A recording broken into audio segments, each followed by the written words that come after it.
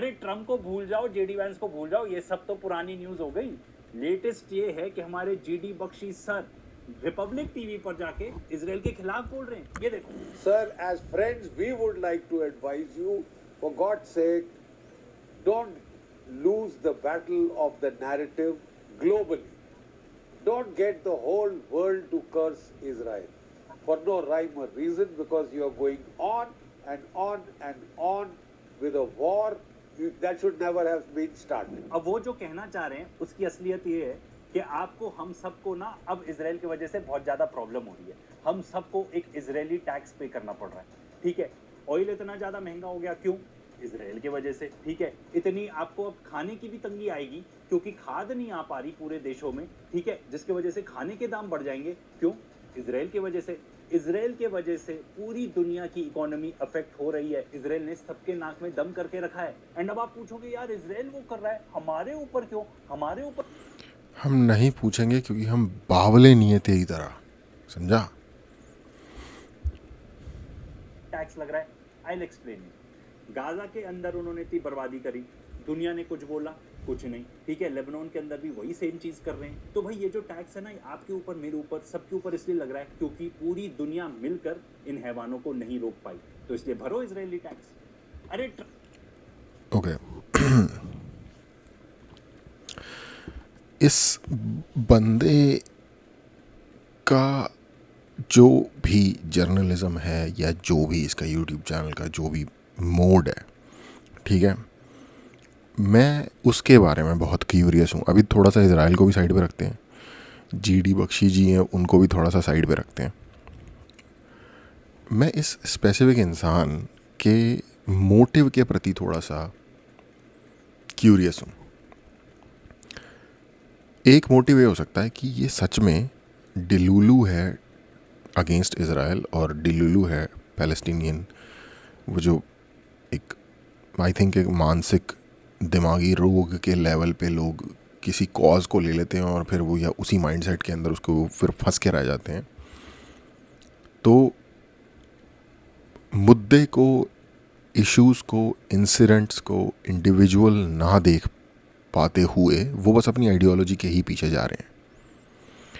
तो वो वाला जो माइंडसेट होता है, या तो ये वो वाला माइंडसेट है कि ये सच में गलत या सही, ये अपने माइंड में फुली कन्विंस्ड है कि इजराइल फुल ईविल कंट्री है, जो कि इसने हैवान बोला एंड में वर्ड ईविल हैवान एक ही ना, बेसिकली इजराइल को ईविल मानता है और पैलेस्टीन के साथ बहुत गलत कर रहे हैं। और दुनिया की सारी जो ये बुराइयां हैं इनके पीछे बेसिकली इजराइल है, जो कि अगेन एक ग्रुप है जो ऐसे ही तरीके से सोचता है या इसी आइडिया को प्रोपेगेट करता है। तो हम एक ये मान सकते हैं कि ये व्यक्ति ऐसे ही सोचता है। दूसरा, हम ये मान सकते हैं कि ये ऐसे सोचता नहीं है, लेकिन क्योंकि इसने इसी आइडिया को प्रोपेगेट किया और यही आइडिया इसको ट्रैक्शन दे रहा है, यही आइडिया इसको इस सेंस में ट्रैक्शन दे रहा है क्योंकि बहुत बड़ी संख्या में लोग हैं और वो लोग ज़्यादा मिलिटेंट हैं अपनी सोच में। मिलिटेंट मतलब वायलेंस के उस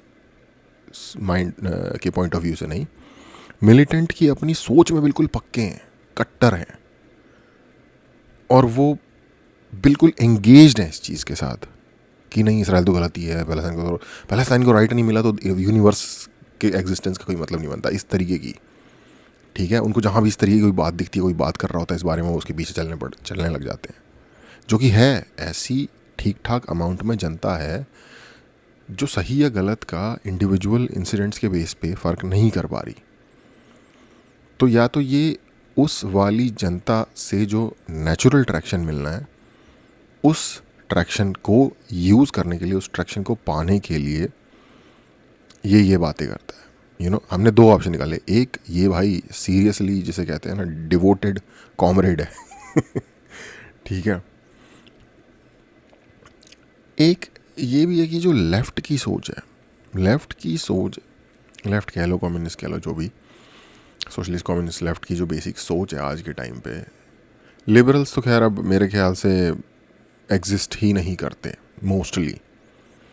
मैं क्योंकि अपने आप को एक लिबरल मानता हूँ और मेरी पोजीशन में मुझे कम ही जनता दिख रही है ऑलमोस्ट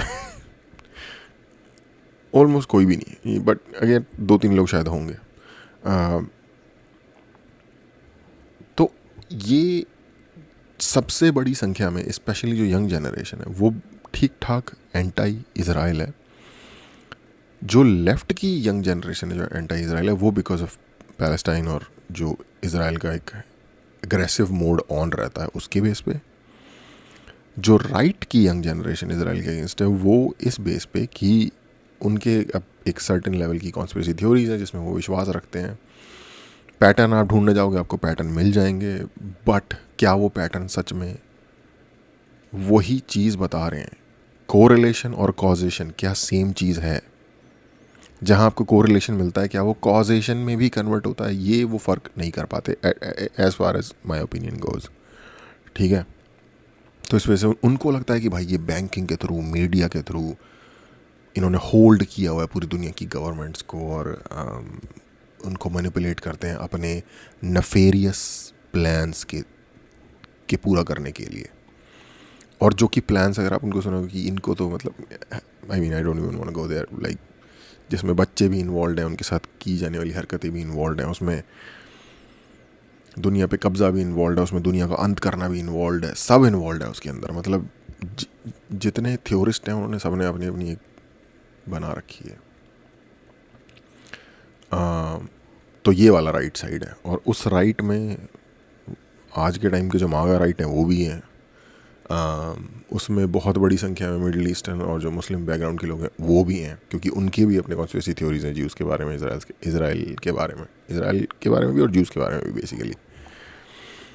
तो ये अगर आप ऐड कर देते हो ना पूरा नंबर, तो ये एक बहुत बड़ा नंबर बन जाता है। ऑलमोस्ट पूरा का पूरा लेफ्ट जो कि आधी जनता है, और decent chunk of right, majority chunk of right actually. तो ये एक मेजॉरिटी पीपल है, राइट। लाइक स्पेन ने इजरायली शिप्स को अपने पोर्ट्स पे एंट्री बैन कर रखी है। स्पेन यूरोपियन यूनियन की कंट्री है। ऑलमोस्ट सारे ही यूरोपियन यूनियन के जो मेजर कंट्रीज हैं, जर्मनी, फ्रांस, इंग्लैंड, इन लोगों ने रिव्यू किया है इजराइल को टू सम एक्सटेंट। तो ये एक पावरफुल ब्लॉक है। चाइना पूरा का पूरा, रशिया का पूरा लाइक एडमेंटली अगेंस्ट है इजराइल की पॉलिसीज़ के। तो जब आप इतनी बड़ी जनता देखते हो ना, फिर आप, और वो आपके सारे गाने उसी सुर में बज रहे हैं, कहने का मतलब कि आप सारी वीडियो उसी थॉट उस पर बना रहे हो, तो आई वुड से कि व्यूअरशिप की एक वेव राइड करने वाला माइंडसेट भी हो सकता है। और तीसरा, क्लियरली ये बंदा लेफ्टिस्ट है, तो लेफ्टिस्ट तो ऑफ कोर्स यार है ही उस साइड पे, और हो सकता है कि वहाँ उसका मतलब कॉन्फ्लुएंस इसको मिल गया हो कि मतलब ये उसके ऊपर बात भी करता है और हिंदी में बात करता है, right.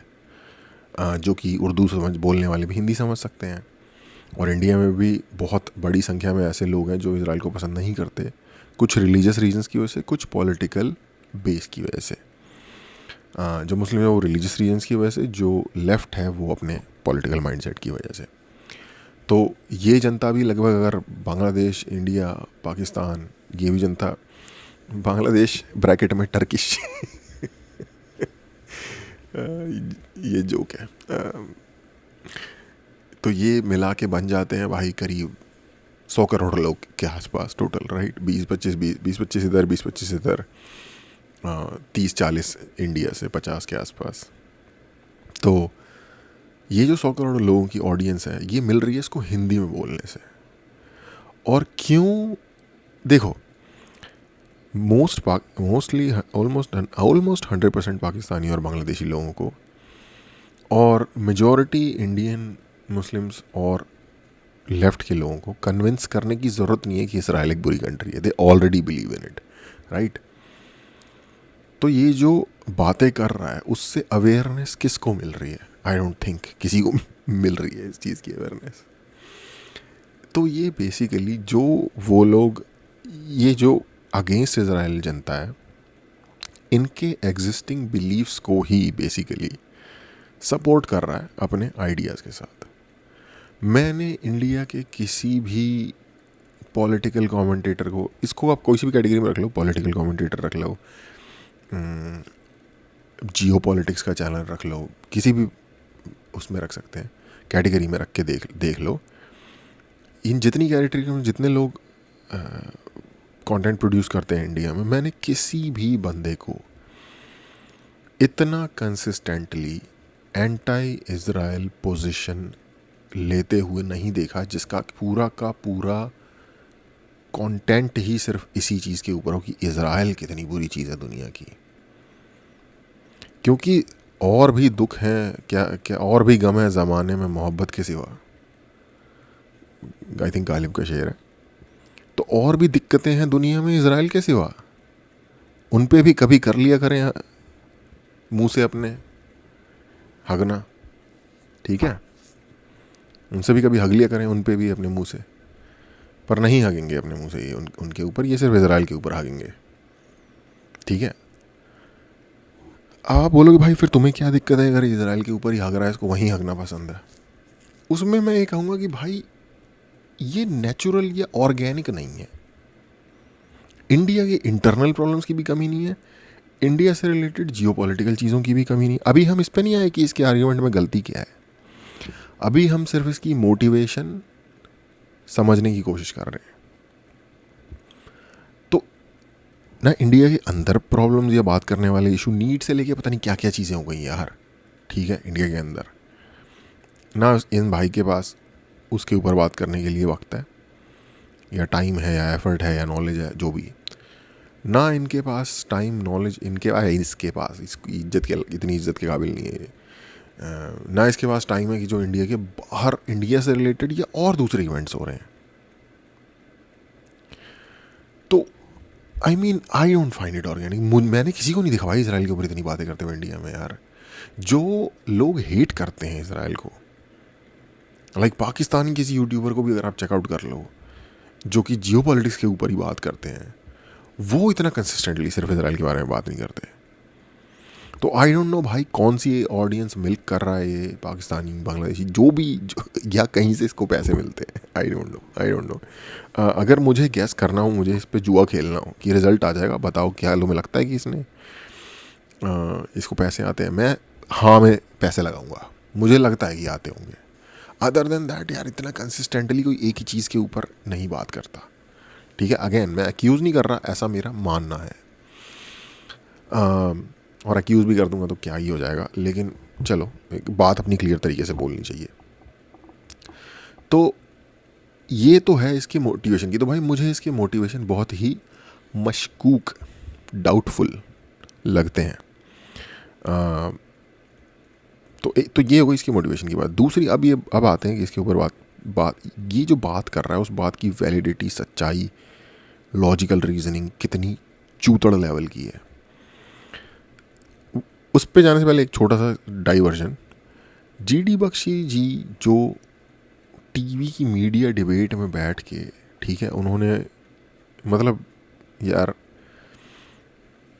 One of the most famous meme है यार इस बंदे के ऊपर। अब आई डोंट नो, अगेन मुझे नहीं लगता कि जीडी बख्शी जी या मेजर गौरव आर्या या ये जो इतने भी लोग न्यूज़ पे बैठ के जो कर रहे होते हैं, ये एक्चुअल अवेयरनेस प्रोग्राम या ये एक्चुअल नॉलेज गैदर या नॉलेज डिसेमिनेशन भी है। आई गेस 2 या 3% होगी। मेरे ओपिनियन में ये परफॉर्मेटिव थिएट्रिकल आर्ट्स ज़्यादा है, ठीक है।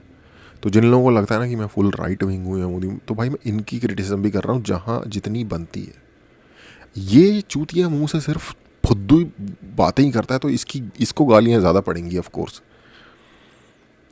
उनकी जो कमी है कि जो थिएट्रिकल परफॉर्मेंस कर रहे हैं वो एक तरीके से वो उनकी गलती है।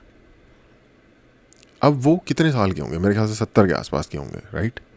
70 साल का व्यक्ति रोज़ टीवी पे आके अगर चिल्ला रहा है इतनी तेज़ आवाज़ में एक चीज़ के ऊपर, आई डोंट थिंक वो जेन्युइन इमोशन है।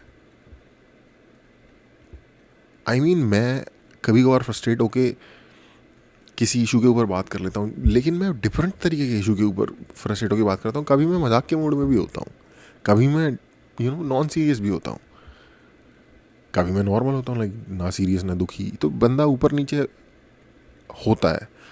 एक बंदा हर रोज गुस्से में चिल्ला कैसे सकता है? तो इवन लाइक इतना तो वेरिएशन आपको मेजर आर्के में मिल जाएगा कि वो he kind of talks in a light hearted way, you know, like he goes from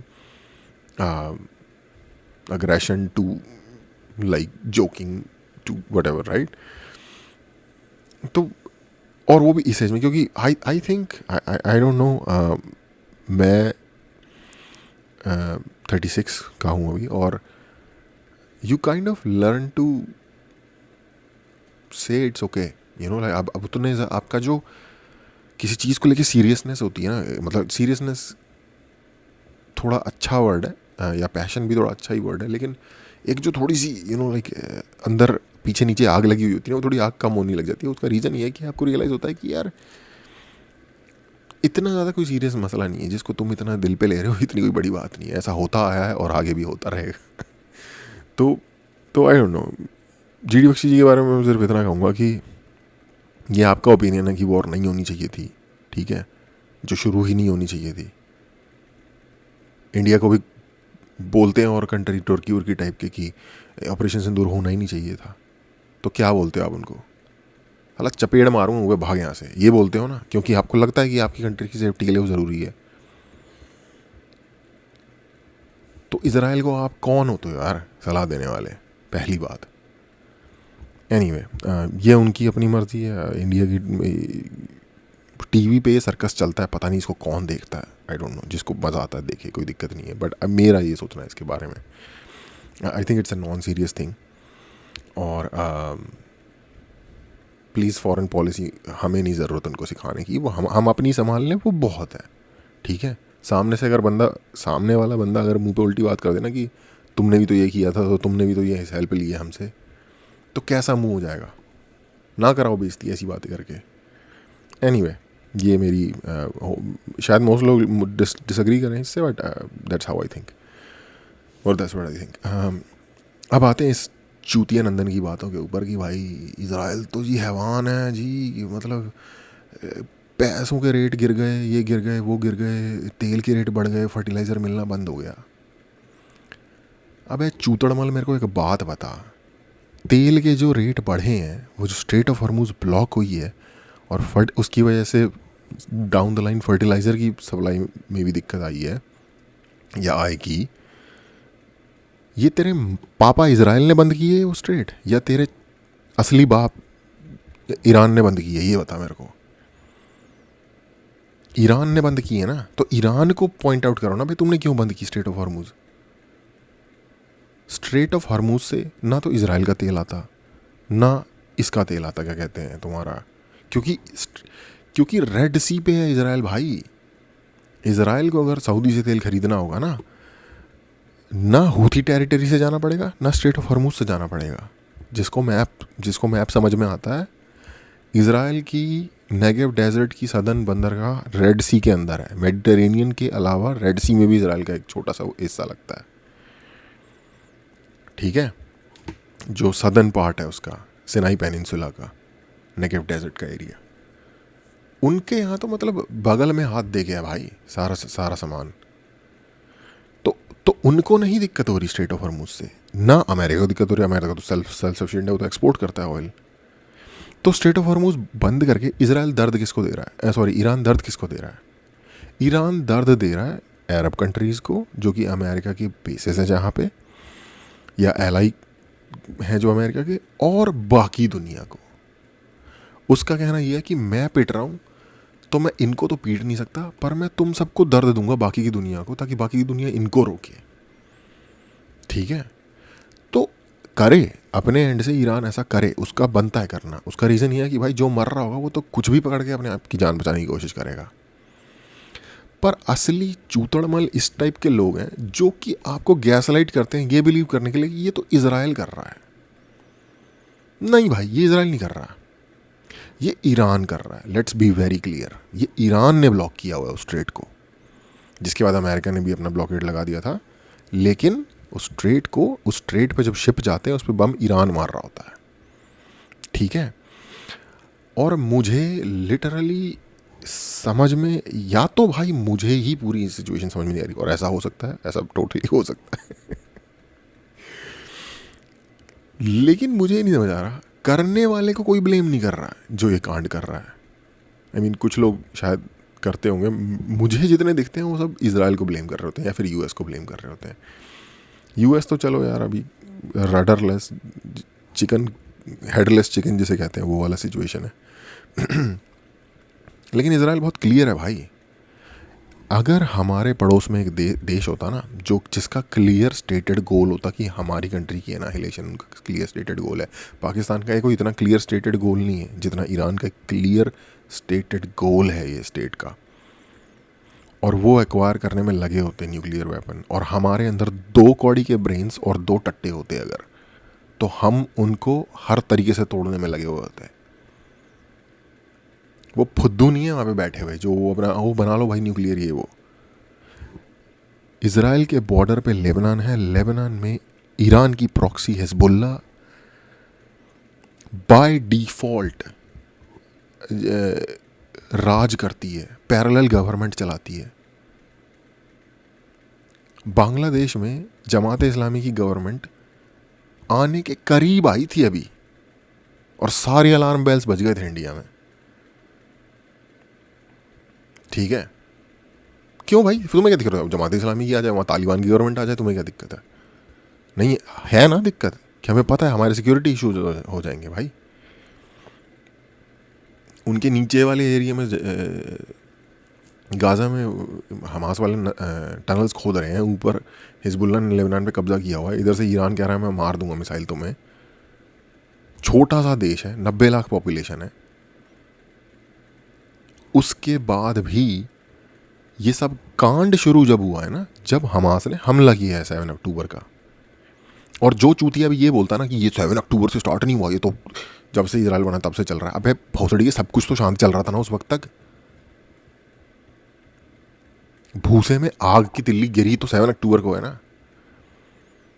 तो क्योंकि सिर्फ हम इतने बड़े फुद्दू हैं जो हम अटैक सह के भी पाकिस्तान को कुछ नहीं कहते, बाकी कंट्री नहीं है। और again I don't give a rats S, I don't give a dam कि क्या इजराइल क्या डिसीजन लेता है क्या नहीं लेता। उनका देश है, उनकी अपनी समझ है, जो करना हुआ करेंगे। ठीक है, लेकिन ये कैसा चूतिया नैरेटिव है कि भाई तुम पिटते रहो, तुम्हारे 1400 बंदा मर गया, तो उन्होंने आके 1400 बंदा मार के चले गए तुम्हारा एक दिन में, और तुम कुछ नहीं कर रहे। भाई डेमोक्रेटिक कंट्री है, सारे के सारे ह्यूमन राइट्स हैं वहाँ पे लोगों के पास। कौन सा ऐसा बाकी और कौन सी जगह है पूरे मिडिल ईस्ट में उस टाइप की? तो इस घोंचू चूतिए को तो मैं क्या ही समझूं। इस और अगेन ये सारी बातें करने का कोई फ़ायदा नहीं है, क्योंकि इसको ये सब से फ़र्क नहीं पड़ता, क्योंकि इसका मोटिवेशन जो कि हम ओरिजिनल बात कर रहे थे वो ही कुछ और है। ठीक है, तो दुनिया को मान लो अभी क्यों स्टेट ऑफ हॉर्मुज़ जो खुल के बंद क्यों हुआ है, अभी जो साइन होने के बाद भी दोबारा से क्यों बंद हो गया है, जिसके ऊपर ये हरामखोर बात कर रहा है? क्योंकि लेबनान के ऊपर इजराइल ने हमला किया, जो कि उनका कहना है कि हम हिजबुल्ला के सेंटर्स पे हमला कर रहे हैं, वो अपने लिए एक बफर जोन बना रहे हैं, जो भी है। ठीक है, तो ईरान ने स्टेट ऑफ हॉर्मुज़ बंद कर दिया। अबे हलवे, इसमें उसका क्या लेना देना बे? कल को कहेगा भाई इजराइल यहाँ से अपना शिप क्यों निकाल रहा है, हम बंद कर देंगे। मतलब ये क्या बात हुई? कल को कोई तीसरी कंट्री का कि ओ चाइना इतना ज़्यादा चिप्स क्यों बेच रहा है, मैं बंद कर दूंगा स्टेट ऑफ हॉर्मुज़। कुछ भी बोल देगा, भाई इंडिया में इतना प्याज को खाते हैं, मैं कर दूंगा स्टेट ऑफ हॉर्मुज़ बंद। अबे लेबनान के अंदर प्रॉक्सी रखने का अधिकार कैसे मिल गया ईरान को, ये बता तू। तो भाई ये फ्री स्पीच का इससे गलत फ़ायदा कोई नहीं उठा सकता जितना ये बंदा कर रहा है।